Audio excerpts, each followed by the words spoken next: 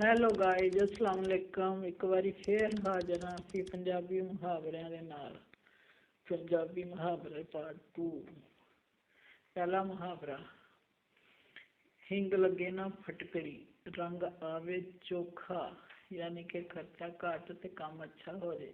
ਦੂਸਰਾ ਮੁਹਾਵਰਾ, ਸੱਪ ਵੀ ਮਰ ਜੇ ਲਾਠੀ ਵੀ ਨਾ ਟੁੱਟੇ, ਲਾਠੀ ਵੀ ਬਚ ਜੇ ਸੱਪ ਵੀ ਮਰ ਜੇ, यानी कि मेहनत भी ना करनी पवे, खर्चा भी ना हो, कम हो जाए। तीसरा मुहावरा, सोने ते सुहागा, एक काम अच्छा हो दूसरा उस तो भी अच्छा हो जाए, सोने ते सुहागा, ये बारे कहा जाता।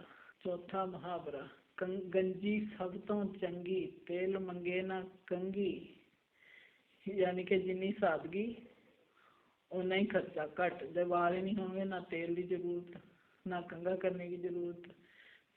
तो जिस तरह के जिन्होंने घर AC नहीं, बिजली का खर्चा नहीं, इस तरह करके जिन्नियां सहूलत होंगे उन्ना ही ज़्यादा खर्चा होंगे। पंचवा मुहावरा, वीर मेरा घर नहीं, मैनू किसी का डर नहीं, यानी कि भाई का बाप का डर होता है।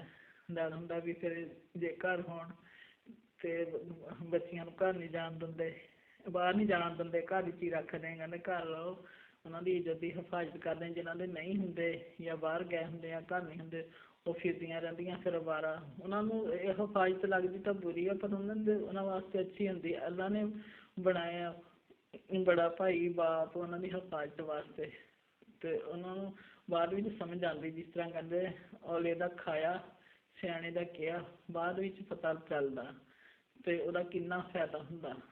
ये इजाजत चाहते हैं ते लाइक सबसक्राइब जरूर करा करो, जो पसंद आवे जरूर लाइक करनी चाहिए चीज़, तो नंगिया पुंगिया टाइम ना करा होंदा, तो कोई अच्छी गल पता चले तो जरूर करना चाहिए। अच्छा फिर इजाजत चाहते हैं, अल्लाह हाफिज, बाय बाय, खुश रहो आबाद रहो।